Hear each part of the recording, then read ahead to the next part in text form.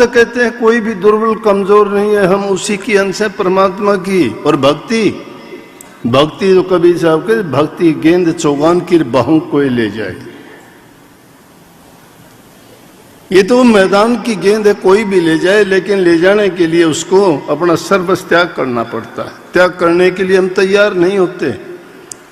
अगर त्याग नहीं भी करोगे तो भी तुम्हारे पास कुछ रहना नहीं है, सब छूट जाएगा, तन भी हमारा नहीं है। लेकिन जब गुरु को सौंप देते हैं तो सब कुछ अपना हो जाता है। फिर वो दाता बन जाता है, दूसरों को देने वाला बन जाता है। जिसने सब कुछ त्याग दिया उसको सब कुछ मिल जाता है, वो सबको फिर देने वाला बन जाता है, अंत नहीं आता उसका, कोई कमी नहीं रहती, क्योंकि उस भंडार से सीधा उसका संपर्क जुड़ जाता, वो जो चाहे करे। ये गुण उस नाम का है, ये नाम की शक्ति है। हम सब ने नाम लिया है, कोई आपने नाम लेके उधार नहीं रखा। लेकिन कारण क्या है कि हमें क्यों कष्ट दुख होते हैं, क्यों हम इतना कुछ होने के बावजूद भी हमारी वासनाएं खत्म नहीं होती, हमारी इच्छाएं कभी नहीं रुकती, हमारी तृष्णा कभी नहीं भरती।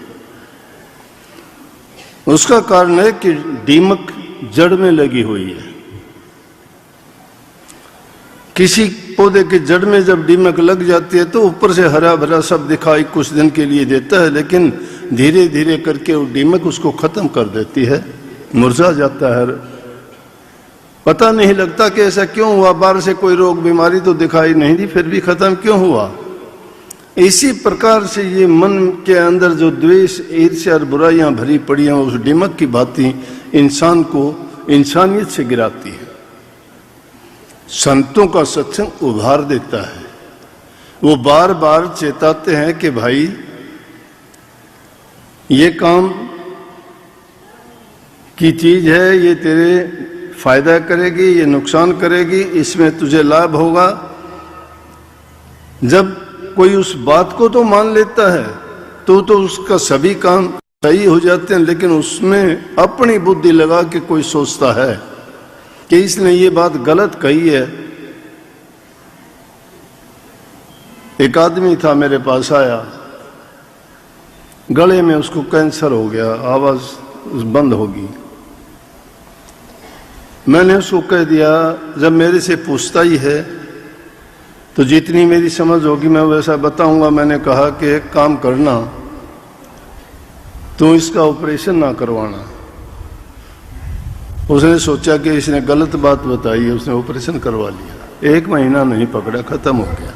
आ रहा है, लेकिन जीवन तो थोड़ा भला जो हरि सुमन हो, लाख बरस का जीवना कोटे धरे न कोई। जीवन चाहे 4 दिन का हो, लेकिन उसमें प्रभु की भक्ति होनी चाहिए।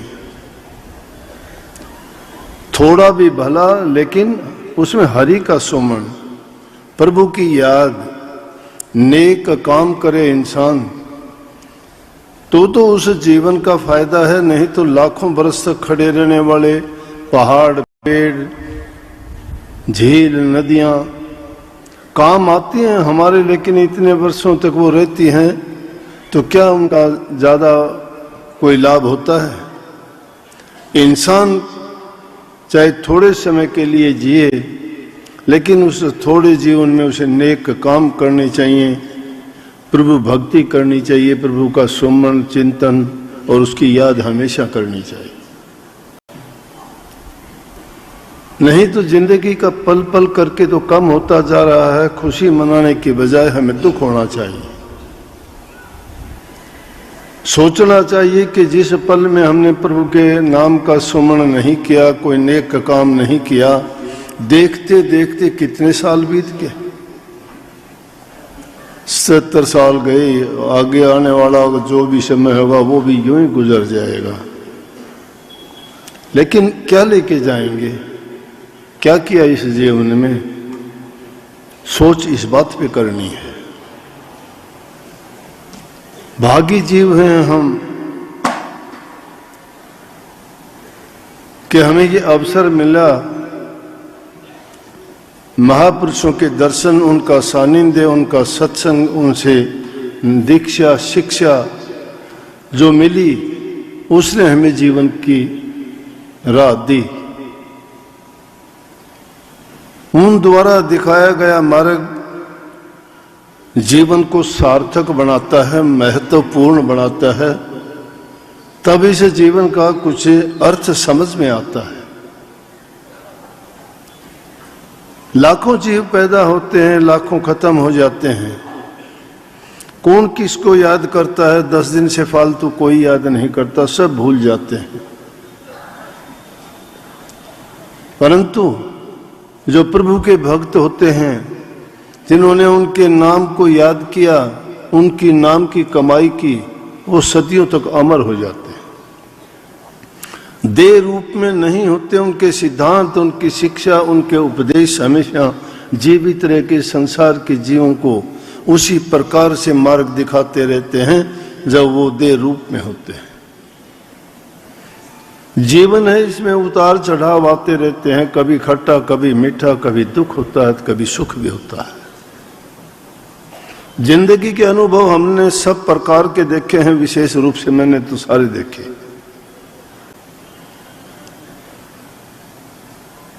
इस जगह तक पहुंचने के लिए अनेकों ऐसे वाक्यात हुए जिनको कई बार सहन करना पड़ा, तो कई बार हंस के गुजारना पड़ा, तो कभी उनके ऊपर पर्दा डालना पड़ा।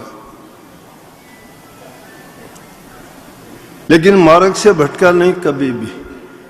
गुरु का नियम, गुरु का सिद्धांत था। इसलिए नहीं कि भटक सकता था, बिगड़ सकता था। मेरे लिए अगर होता तो बिगड़ जाता, बिगड़ा हुआ था ही, कौन पूछता था? किस खेत की मूली थे? लेकिन ये जीवन दिया हुआ सतगुरु का था। सतगुरु के जीवन के साथ हम खिलवाड़ नहीं कर सकते। उस जीवन में करते हमें कौन पूछता था? आज अगर कुछ करते हैं तो गुरु को, सत्संग को, नाम को बट्टा लगता है। और वही लाज, वही मर्यादा और वही सिद्धांत हमें जिंदा रखते हैं। जिस इंसान के जीवन में कोई सिद्धांत नियम ही नहीं है, वो जीना भी क्या है उसका? लाज मेरी नहीं है, इज्जत मेरी नहीं है, याद मुझे नहीं करते हो। अगर मुझे खुश देखते हो, खुशी मेरी नहीं है। अभी जो बातें सुनी मेरी बातें नहीं थी, गुरु की बातें थी। मैं गुरु नहीं हूं, मैं तो सेवक था, सेवक हूं, नौकर हूं। मैंने गुरु वाला कभी सोचा भी नहीं, गुरु वाला पद मैंने कभी संभाला भी नहीं, नाम अपने मन से कभी गुरु बना। लेकिन कबीर साहब की वाणी को अगर याद करोगे तो वो बात बिल्कुल सही भी है। पहले सतगुरु शिष्य भया, अर्जुन तन मन अर्प्या शीश। फिर सतगुरु दाता भया, जिन नाम दिया बख्शीश। सतगुरु बनने के लिए पहले क्या बनना पड़ा? सेवक बनना पड़ा, शिष्य बनना पड़ता है। और शिष्य कब बनता है? जब तन मन अपना सब अर्पण कर देता है। कोई तैयार होता है क्या अर्पण करने के लिए? है किसी में इतनी हिम्मत कि त्याग कर दे? गुरु गोविंद सिंह ने संगत में 5 शीश मांग लिए थे, सन्नाटा छा गया। लाखों की भीड़ संगत थी। बोला है कोई गुरु सेवक जो गुरु के लिए शीश दे सके? गर्दन नीचे कर ली सेवकों ने, जो कहते थे कि हम ये कर देंगे गुरु के लिए, वो कर देंगे।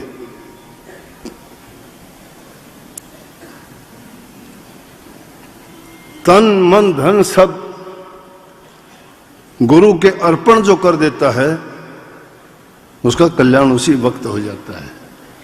भक्ति नाम आपने अब तक नाम लिए कितने दिन हुए? अरे कुछ तो पैसे 2 पैसे कमाए होंगे भक्ति के। दुनिया की मिट्टी की बात नहीं करता, वो मिट्टी है, कुछ नहीं है, वो कोई काम भी नहीं आती है। हाँ, जब तक नहीं मिलती है दुनियादारी में उसकी कदर है। अगर वो नहीं होती तो भी रुलाती है, और होती है तो भी रुलाती है। जिसके पास नहीं है वो उसके बिना रोता है, जिसके पास है वो उसको रख के भी रोता है। तासीर उसकी ऐसी है, नहीं है। परंतु एक इंसान जो जिसकी औंधी खोपड़ियां नहीं समझ पाता, वो तृष्णा नहीं भरती कभी भी, उसकी ऐसी कामना लगी रहती है कि इसके बिना शायद क्या होगा। प्रभु ने सबका इंतजाम करके भेजा है, ये मन में यकीन भरोसा क्यों नहीं रखते प्रभु का? सतगुरु उन्हीं का तो रूप है, वो यही तो शिक्षा और ज्ञान देते हैं। सतगुरु बनने के लिए उन सीढ़ियों को पार करना पड़ता है।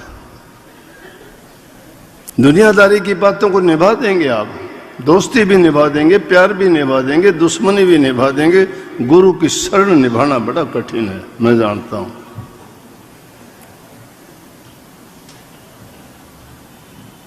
कि गुरु की तरफ से भी कई बार ऐसे बातें बर्दाश्त करनी पड़ती है। दुनियादारों का तो फिर कहना ही क्यों है कि जो उठता है उसको हवा लगती है, धूप लगती है, बारिश भी उसी को सहन करनी पड़ती है।